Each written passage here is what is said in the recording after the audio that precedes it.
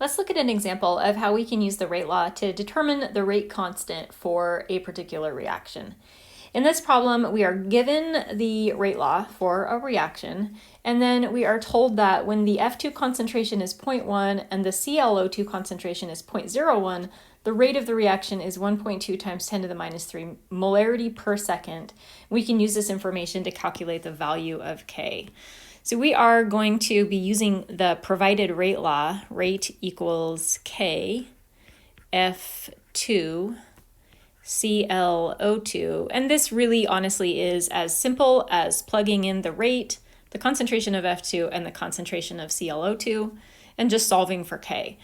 So this, we're going to be rearranging this rate law equation to isolate the K variable, since that's what we're trying to solve for.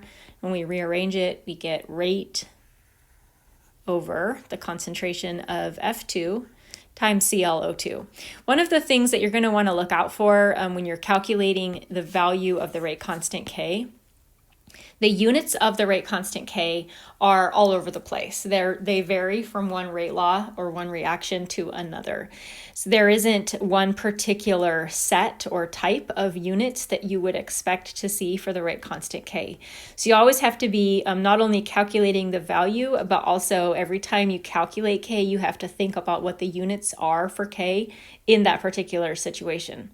So I've plugged in the value of rate in molarity per second, and then the value of F2, which is 0.10 molar, and the value of ClO2, which is 0.01 molar.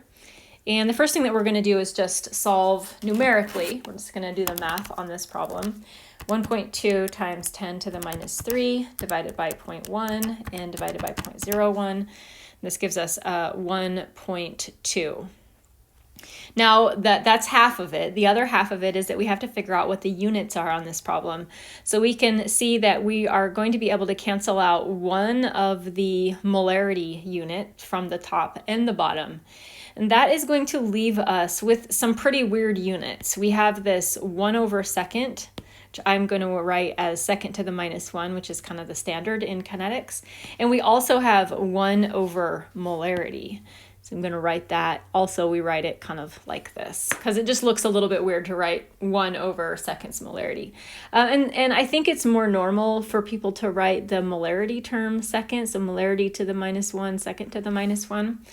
But again, like I said, every time you calculate K, you have to calculate the units as well. There are a few different sets of units that you would expect to see for the value of K, but it's not the same every time you calculate K.